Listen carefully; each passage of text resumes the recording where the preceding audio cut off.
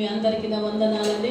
విశేషంగా ఇక్కడున్న దైవజనులందరికీను, మరి మమ్మల్ని ఆహ్వానించిన కేజీరావు అయ్య గారికిను, మరి ఇంతవరకు మంచి వాక్యముని సెలవిచ్చిన అయ్యగారికి పెద్దలు మీకు వందనాలయ్యా. మరి ప్రియమైన దేవుని బిడ్డలందరికీ మరొకసారి నా వందనాలు. మరొక అవకాశం తెచ్చాడు దేవుడు. దేవుడికి స్తోత్రాలు. 3 రోజుల నుండి మనం దేవుని వాక్యాన్ని ధ్యానిస్తున్నాం. మరి విశేషంగా ఈరోజు మొదటి రోజు మేము చూసుకున్నామండి. ఎఫెసీ గ్రంథము 5వ అధ్యాయం 8, 9లో చీకటిలో ఉన్న వాళ్ళము ఇప్పుడు మనం వెలుగులో ఉన్నాం. అవునా? దయచేసి మీరు శారోను సంఘస్థులు, మరి ఇక్కడ చేరి వచ్చిన సేవకులందరూ వెలుగులోనే ఉండాలని నేను కోరుకుంటున్నాను. విన్న వాక్యం ప్రకారం జీవించండి, దేవుని దీవెనలు పొందుకోండి. మరి నిన్నటి రోజున మనం చూసుకుందాం, ఉపవాస ప్రార్థన చేయుట వలన కలిగే ఫలితాలు ఉపయోగం ఏమిటి అని. అవునా? ఉపవాస ప్రార్థన చేయడం వల్ల మనం ఏం చేస్తాము? సైతాన్ని ఎదిరించగలుగుతాం. యేసయ్య 40 రోజులు ఉపవాసం తర్వాత ఎలా సైతాన్ని ఎదిరించాడో మేము కూడా అలాగే ఎదిరిస్తామండి. ఆత్మ బలం పొందుకుంటాం, దైహికంగా బలం పొందుకుంటాం, ఆరోగ్యం పొందుకుంటాం, దేవుని చిత్తం ఎరుగుతాం, మరి సంతానము కూడా పొందుకుంటాం. అన్నలాగున ఎస్తేరు లాగున మన జనులను మనము రక్షణ మార్గంలోకి తెస్తాం. అవునా? ఇవన్నీ ఉపవాస ప్రార్థన ఫలితాలండి. మరి ఇవన్నీ మీరు పొందుకున్నారా? మిమ్మల్ని మీరే పరీక్షించుకోండి. ప్రతి వారాన కనీసం 1 రోజైనా ఉపవాస ప్రార్థనలో ఉండండి. మీ కోరికలు, మీ కొరకు, మీ కుటుంబాల కొరకు, మీ సంఘము కొరకు. ఈ కూడికలు ఎందుకు జరుపుతారంటే మరి చెప్తూనే ఉన్నాను నేను, సంఘ క్షేమము, సంఘ అభివృద్ధి, మరి సంఘములో ఐక్యత కొరకు కూడికలు జరుపుతారండి. మరి ఈ 3 కూడా మీలో, మీ ఊరిలో, మీ గ్రామంలో, మీ సంఘంలో జరుగుతున్నదా కనుకోండి.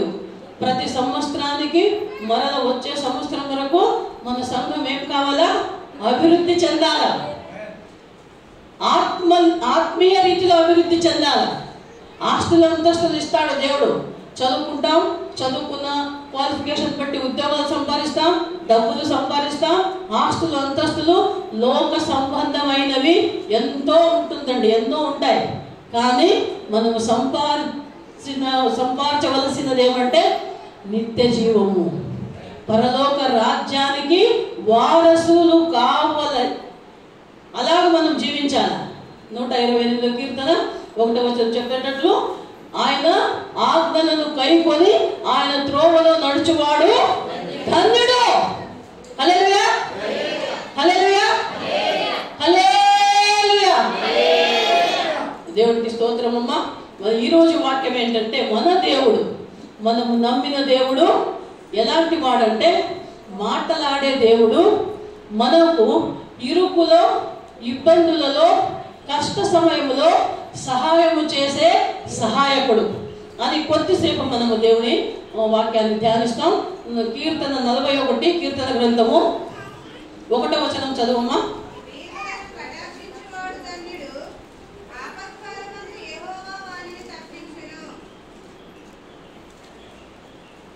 హల్లెలూయా. దేవుడి వాక్యం చదివిస్తూ ఉంది, ఆపత్కాలమందు యెహోవా తప్పించును. అంటే మనకి ఆపత్కాలం వచ్చినప్పుడు ఆయన మనకి సహాయం చేస్తాడండి, సహాయకుడు. ఎలాగా అని చూస్తే మనము ఎక్సోడస్ అంటే నిర్గమకాండం కదా, తెలుగులో ఎక్సోడస్ నిర్గమకాండం కదా, ఏమొచ్చింది? నిర్గమకాండము 14వ అధ్యాయము 13 నుంచి 16 వరకు చదవమ్మా త్వరగా.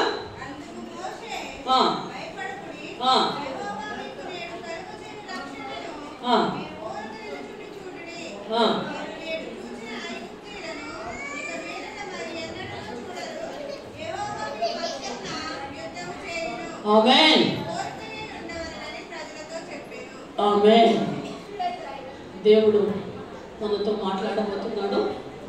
మనం ఒక క్షణం ప్రార్థన చేసుకుందాం. హల్లెలూయా, హల్లెలూయా, హల్లెలూయా. స్తోత్రం దేవా, వందనాలు తండ్రి. సర్వశక్తుడా, సర్వోన్నతుడా, సర్వాధికారి దేవా, దేవాది దేవుడా, రాజాది రాజుడా, అయ్యా లోకానికే వెలుగై ఉన్న దేవానికి స్తోత్రాలు. లోక రక్షకుడా నీకు వందనాలు. అప్పా ఇరుకులలో, ఇబ్బందులలో, కష్టాలలో, నష్టాలలో, రోగాలలో, బాధలలో అయ్యా మా తోడుండి మమ్మల్ని కాపాడే దేవుడవు నీవయ్యా, మాకు సహాయకుడు నీవయ్యా తండ్రి, నీకు స్తోత్రాలు. మరి ఈ సమయమున అయ్యా మీ పాద సన్నిధిలో వచ్చి అయ్యా ఇలాగున నీ వాక్యాన్ని ఉపదేశించే, బోధించే భాగ్యాన్ని ఇచ్చావయ్యా, నీకు స్తోత్రాలు తండ్రి. ఇక్కడ చేరి వచ్చిన మా అందరినీ కూడా సజీవుల లెక్కలలో ఉంచి కాపాడినందుకు స్తోత్రాలయ్యా. దీని దాసురాలైన నన్ను మరుగుపరుచుకొని అయ్యా మీరే మాట్లాడమని నజరేయుడైన యేసుక్రీస్తు పరిశుద్ధ పుణ్య నామమున అడిగి వేడుకొని పొంది నాము మా పరమ తండ్రి. ఆమేన్, ఆమేన్, ఆమేన్. చూడండి, ఇక్కడ వాక్యంలో చూస్తున్నాము. దీని వెనకాల బ్యాక్గ్రౌండ్ ఏంటంటే ఐగుప్తు నుండి ఇశ్రాయేలీలు అక్కడ ఐగుప్తును వదిలి పోతా ఉన్నారు. ఐగుప్తులో వాళ్ళు గులాములై ఉన్నారు, స్లేవ్స్ అయి ఉన్నారు. అక్కడ నుంచి వాళ్ళని విడుదల చేసేందుకు యెహోవా దేవుడు మోషే నాయకత్వంలో వారిని తప్పించుతున్నాడు. ఎక్కడ నుంచి అండి?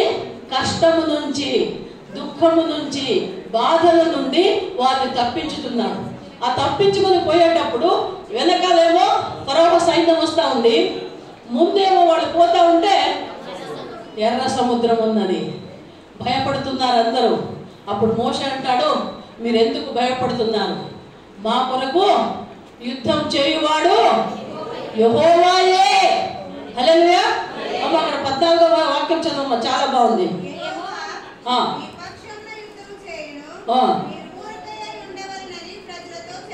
చెప్పెను. దాని వెనకాల వాక్యం అమ్మ 13.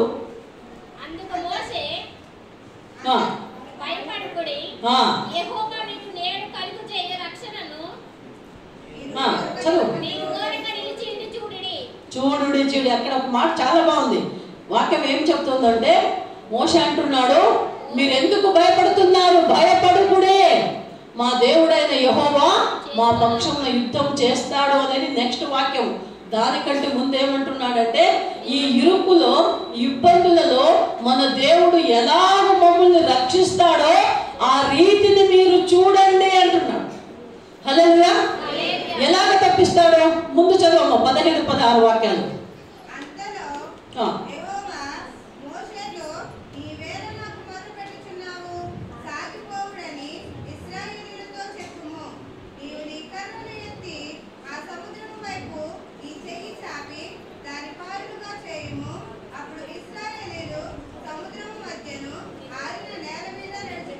ఆమేన్, హల్లెలూయా. చూడండి, ఇక్కడ దేవుడు, యెహోవా దేవుడు అంటున్నాడు మోషేకి, నీవెందుకు భయపడుతున్నారు? మీరు జనాలు ఎందుకు భయపడుతున్నారు? నీవు నాకెందుకు మొరపెడుతున్నావు? నీ చేతిలో ఏమున్నది? కర్ర ఉన్నది. మోషే అంటేనే మాకు ఒక కంటి ముందు వచ్చే దృశ్యం ఏంటంటే పెద్ద నిలువంగి వేసుకుని ఒక పెద్ద కర్ర చేతిలో పట్టుకుని ఉన్న ఒక వ్యక్తిత్వము, పర్సనాలిటీ మాకు జ్ఞాపకం వస్తుంది కదా. సండే స్కూల్లో అంతా చదివింటారు, చేసింటారు, నాటకాలు అంతా, డ్రామాలు. అలాగా మోషే అంటేనే చేతిలో కర్ర ఉంటుంది. ఆ కర్రకి దేవుడు ఎంతో బలం ఇచ్చాడండి. పవర్ ఉంది దాంట్లో, మైటీ పవర్ ఉంది. దేవుడి బలము, దేవుడి శక్తి పొందుకున్నాడు. యెహోవా దేవుడు అంటున్నాడు, నీ చేతిలో ఉన్న కర్రను ఎక్కడ పెట్టాలా? సముద్రము దగ్గర పోయి పెట్టు. అప్పుడు ఏమవుతుంది? సముద్రము 2 పాయలవుతుందమ్మా. అయ్యా అక్కడ ఏమవుతుందంట? చదువు బిడ్డ.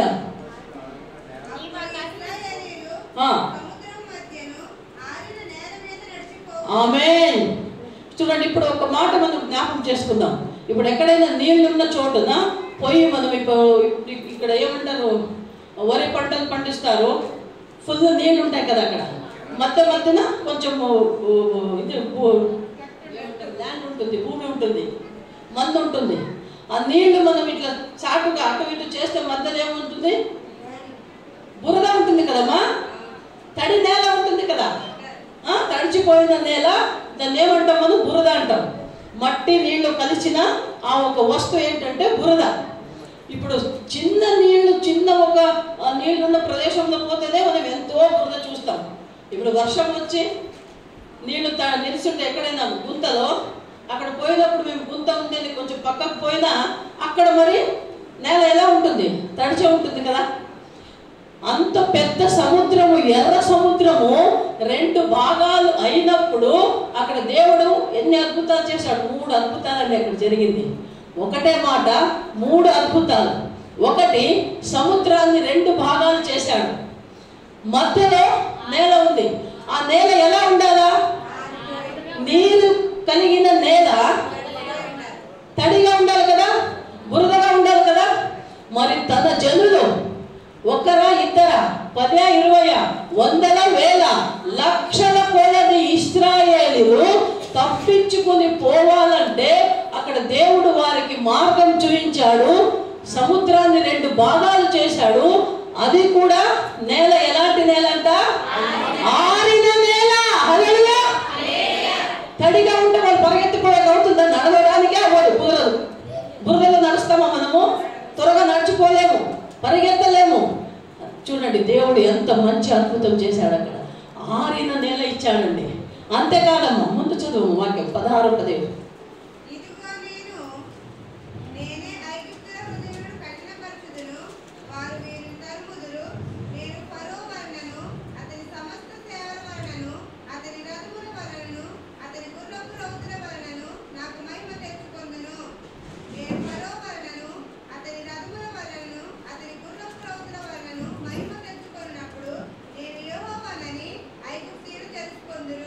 ఇంకా 22, 23 చదవమ్మా. ముందు 21, 22.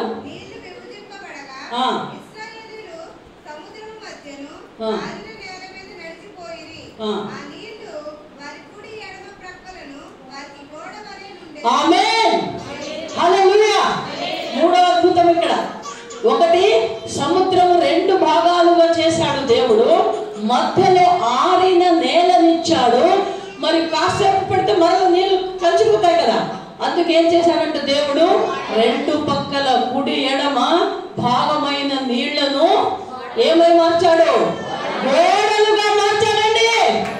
మరల నీళ్లు రాకుండా తన బిడ్డలు సాగిపోవుటకు మంచి మార్గం చేశాడు. నేషనల్ హైవే మాదిరి రోడ్డు రెడీ అయిపోయింది. అటు ఇటు నీళ్లు రాకుండా వెనకాల ఇంకా ఐగుప్తులు వస్తూ ఉన్నారు, వెంటాడుతున్నారు. వారు వచ్చేలోగా వీరందరూ ఏం చేశారు? లక్షల కొలది ఇశ్రాయేలీయులు ఆ సముద్ర మార్గమున అటువైపు వెళ్ళిపోయారండి. హల్లెలూయా. దేవుడు ఏం చేశాడు? తన బిడ్డలను విరోధుల నుంచి, శత్రువుల నుంచి, కష్టము నుంచి, బాధ నుంచి తప్పించాడు. హల్లెలూయా. ఆపదలో ఆయన తన బిడ్డలను ఆదుకున్నాడండి. ఇప్పటికైనా మీరు ఏ కష్టాల్లో ఉన్నా, నష్టాల్లో ఉన్నా, రోగాలలో ఉన్నా, బాధలలో ఉన్నా, చింతలో ఉన్నా, నిన్న చాలా మంది ప్రార్థన చేయించుకున్నారు. ఒక్కొక్కరిది ఒక్కొక్క సమస్య, ఒక్కొక్క దుఃఖము, చింతము, బాధలు అన్ని చెప్పుకున్నారు, ప్రార్థించుకున్నారు. మేము చెప్పేది ఒకే మాట. యేసయ్య అన్నాడు కదా, మీ చింతా భారముని నా మీద వేయుడి, మీరు నిశ్చింతంగా ఉండండి, మీకు శాంతి విశ్రాంతి కలుగ చేస్తాను అన్నాడు కదమ్మా. మరి మీరు ఎందుకు బాధపడతారు? మీ బాధలన్నీ మీ మొర పెట్టండి దేవుడికి. మన దేవుడు ఏం దేవుడు? ఎలాంటి దేవుడు? మా మొరను ఆలకించేవాడు. హల్లెలూయా. మొరలను ఆలకిస్తాడు. ఆలకించిన మొరలకు తగిన సమయంలో తగిన ఉత్తరం ఇస్తాడు. ప్రార్థన చేసిన వెంటనే ఏమీ కాలేదు అని విసిగించుకోవద్దండి, బెంగపడద్దండి, భయపడద్దండి. ఎందుకంటే దేవుడు బైబిల్లో చెప్పాడు, పరిశుద్ధ గ్రంథంలో 365 సార్లు చెప్పాడండి ఒక మాట. భయపడకుడి, నేను మీకు తోడై ఉన్నాను. హల్లెలూయా. హల్లెలూయా. అప్పుడు మనకి ఎందుకమ్మా భయము? భయపడకూడదమ్మా, మనము బెంగపడకూడదు, చింత చేయకూడదు. ఏ సమస్య ఉన్నా, ఏ దుఃఖం ఉన్నా అంతటిని మన యేసయ్యకు, మన దేవుడికి మేము అప్పగించి మొరపెట్టి ప్రార్థించుకోవాలి. అప్పుడు ఆయన ఆపద కాలములో మనకు రక్షకుడై ఉంటాడు, సహాయకుడై ఉంటాడు, కష్టాల నుంచి విడిపిస్తాడు. అవునా? విడిపించే దేవుడు, విమోచకుడు కదా మన దేవుడు.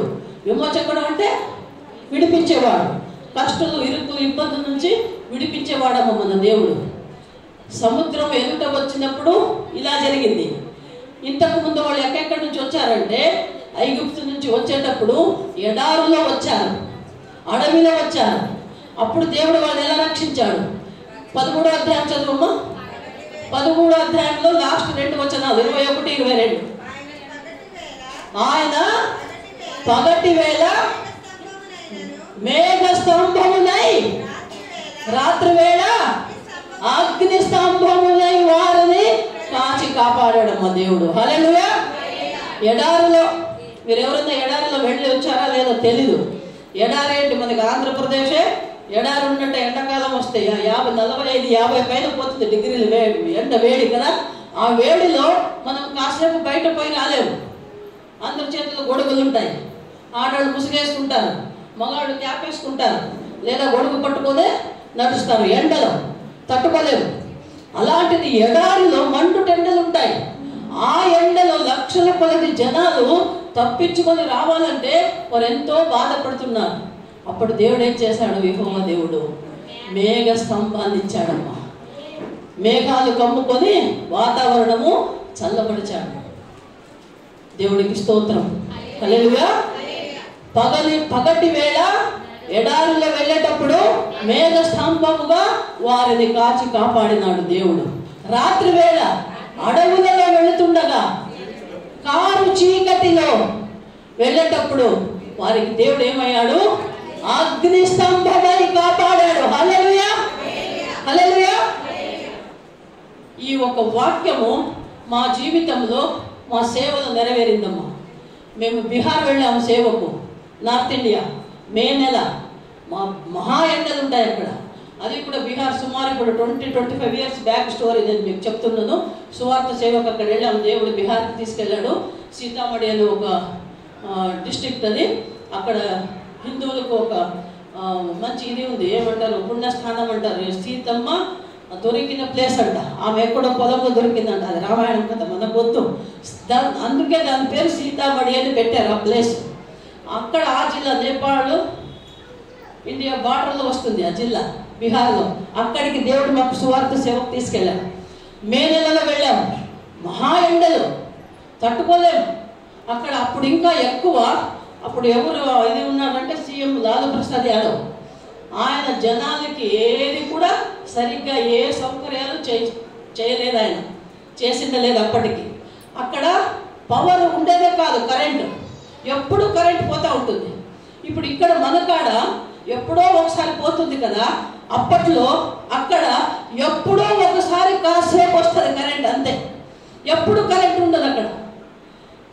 అక్కడ ప్రదేశాల్లో రోడ్లు మేము పోతూ ఉంటే, ఫస్ట్ టైం మేము పోయినప్పుడు రోడ్ అంతా ఫుట్పాత్లో అమ్ముతున్నారు కొన్ని వస్తువులు. ఏంటంటే ఒకటి మస్కిటో కర్కర్, దోమతెర. రెండోది విసనకర్ర, బిదురు కట్టెతో చేసింటారు కదా విసనకర్ర. మూడోది చిన్న చిన్న బుడ్డి దీపాలు, దీపం వెలిగిస్తాం కదా, ఏమి కెరోసిన్ వేసి దీపం పెడతాం కదా, అలాంటి చిన్న చిన్న బుడ్డి దీపాలు రోడ్ వెంబడి ఉన్నాయి. ఎక్కడ చూసినా అవే కనిపిస్తున్నాయి.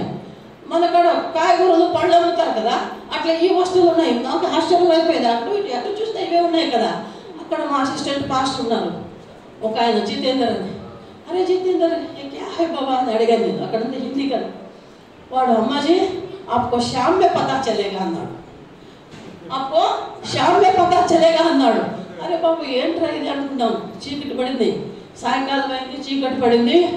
అమ్మ బాబోయ్, దోమలు, లక్షల కొలది దోమలు, వేడి, చెమట, పవర్ లేదు, కరెంట్ లేదు. కరెంట్ లేదంటే మళ్ళీ గాలి లేదు, ఫ్యాన్ లేదు, ఏం లేదు. గాలి ఇసురుకునే ఇసురక ఒక కర్ర కావాలా, దీపం పెట్టేకి బుడ్డి కావాలా, దోమల నుంచి కాపాడుకునేకి దోమతెర కావాలి. ఈ 3 వస్తువులు బాగా అమ్ముతున్నారమ్మా అక్కడ. అమ్మ బాబాయ్ అనుకున్నాము, ఏంటయ్యా ఎలా ఉండాలా మేము ఈ పరిస్థితిలో. అది మే నెలలో పోయాం, తట్టుకోలేకపోయాం. ప్రార్థించుకున్నాం, అయ్యా తండ్రి మేమున్నన్ని రోజులు మమ్మల్ని మీరే చూసుకోవాలా. ప్రార్థించుకున్నామమ్మా. దేవుడికి కోటి స్తోత్రాలు. నెక్స్ట్ డే నుంచి మేమున్నంత వరకు మేఘాలు కమ్ముకున్నాయి, వర్షం కురిచింది. హల్లెలూయా. వాతావరణం చల్లబడిపోయింది. ఎంత సంతోషమైందో మాకు వర్షం వస్తే. తర్వాత కరెంట్ ఎప్పుడు పోయేదంట. అక్కడ మేము ఉన్నాము, కరెంటే పోలేదు. వాళ్ళకి ఆశ్చర్యమైంది. మా సేవలో నన్ను మా నాగమయ్య గారిని మా విశ్వాసులు మా సహసేవకులు ఏమంటారంటే అప్పాజీ అమ్మాజీ అంటారు. ఆల్ ఇండియా అయినా నేపాల్ అయినా ఎక్కడికి వెళ్ళినా మమ్మల్ని అమ్మాజీ అప్పాజీ అని పిలుస్తారు. వాళ్ళకి ఆశ్చర్యం అయిపోయింది. అప్పాజీ అమ్మాజీ ఆ బాయా హై తో బారిష్ గిరా, ఆ బాయా హై తో కరెంట్ పవర్ కట్ नहीं हुआ. వాళ్ళకి ఆశ్చర్యం అయిపోయింది, మాకే ఆశ్చర్యం అయిపోయింది. చల్లగా ఉన్నాము 4 రోజులు, సువార్త సేవ చేశాము, మీటింగులు పెట్టాము, బ్యాప్టిజం కార్యక్రమాలు జరిగింది, సేవలు చూసుకొని తిరిగి సురక్షితంగా వచ్చామమ్మా. హల్లెలూయా. ఈ వాక్యంలో దేవుడు చెప్పినట్లు మమ్మల్ని ఆ ఇరుకులో, ఆ కష్టంలో, ఆ అవస్థ అనొచ్చు, మనం ఎంత అవస్థ పాటలు పడ్డామో సేవలో, అక్కడ దేవుడు మేఘస్తంభమై అగ్నిస్తంభమై మమ్మల్ని సేవలు నడిపించాడమ్మా. అక్కడ సేవలు బాగా జరుగుతున్నాయి. దేవుడు అక్కడ మమ్మల్ని భిక్షుల మధ్య సువార్త చెప్పేటట్టు వాడుకున్నాడు. కుష్ఠరోగుల మధ్య సేవ చేశాము. మరి అన్ని జనాంగులు పక్కా విగ్రహారాధకులు. అప్పటి కాలంలో క్రైస్తవులు అంటే చాలా కోపం. అక్కడ ఎవరన్నా వస్తే వాళ్ళని చూస్తే చంపేసేవాళ్ళంట.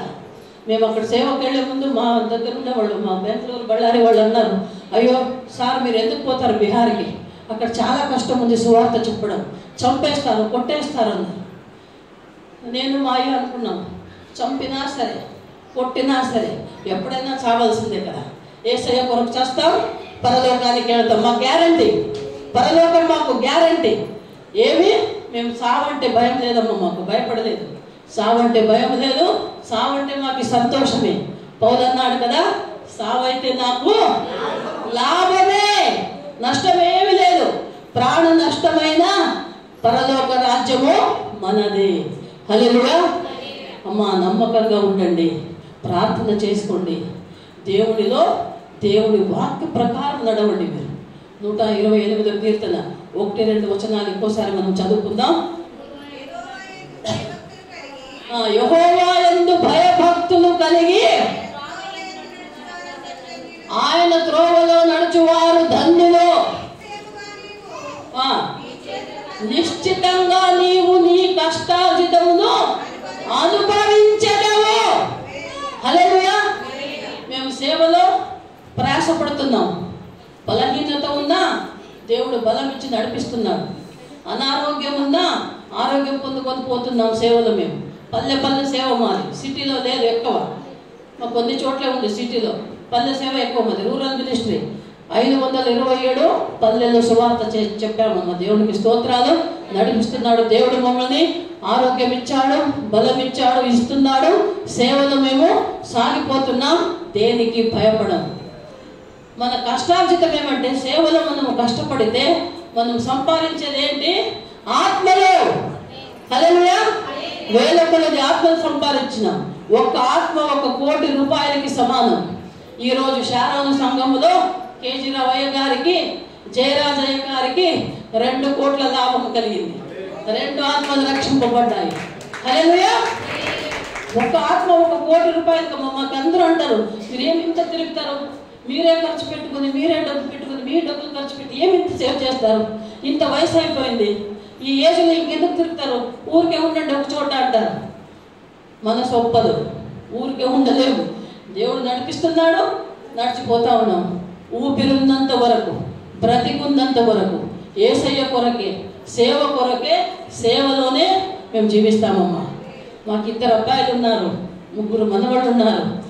అది ఏమీ మాకు లెక్కలేదు. మా ఆత్మీయ బిడ్డలే మా బిడ్డలు, మా సేవయే మాకు జీవితం, అంతే. అదే మా బ్రతుకు. అలాగ మేము సాగిపోతున్నాం.